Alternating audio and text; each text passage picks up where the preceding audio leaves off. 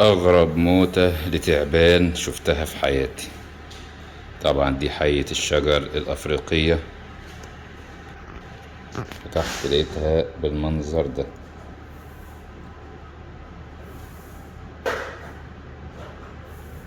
عضت في الخشبة، ولكن كانت سبب موتها.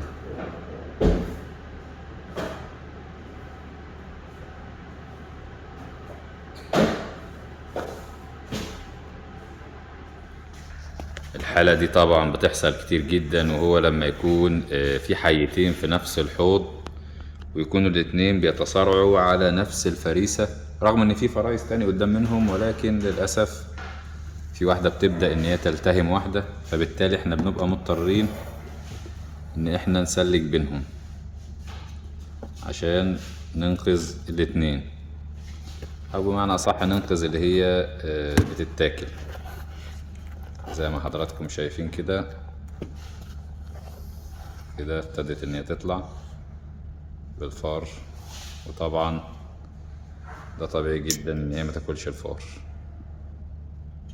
ولكن دي طبعا هتعيش مش هتموت، لان هما كده كده عندهم مناعة من سم بعضهم.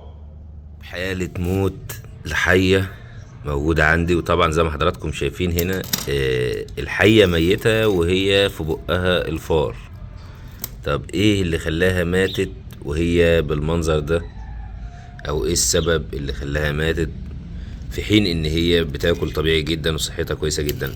السبب يا جماعة ان هي كانت بتبدأ ان هي تبتلع الفار، وجات حية تانية بدأت ان هي تلتهم معاها الفار، وبدأت ان هي تلتهمها لحد ما وصلت لحد هنا. طب ايه اللي عرفني ان وصل لحد هنا؟ زي ما حضراتكم شايفين يا جماعة هنا الرمل لازق هنا مكان مكان سوائل او مية، وده دليل ان هي كانت داخل فم الحية التانية. فطبعا اختنقت، ما قدرتش لان هي ترجع الفار ولا قدرت ان هي تخرج، اختنقت فماتت. فده السبب. وطبعا الحية التانية بما ان هي حجمها قريب من نفس الحجم، فما قدرتش برضو ان هي تبتلع الحية بالكامل، فبالتالي برضو رجعتها، ما قدرتش ان هي تاكلها.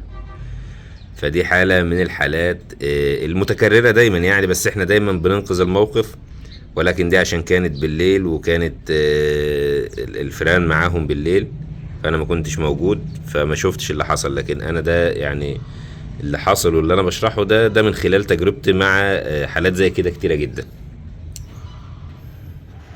دي بقى يا جماعة من الحالات النادرة شوية للحية المقرنة العربية.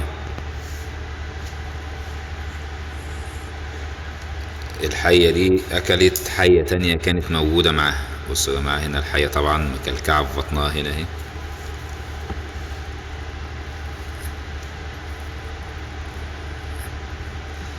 أكلت حية من نفس جنسها.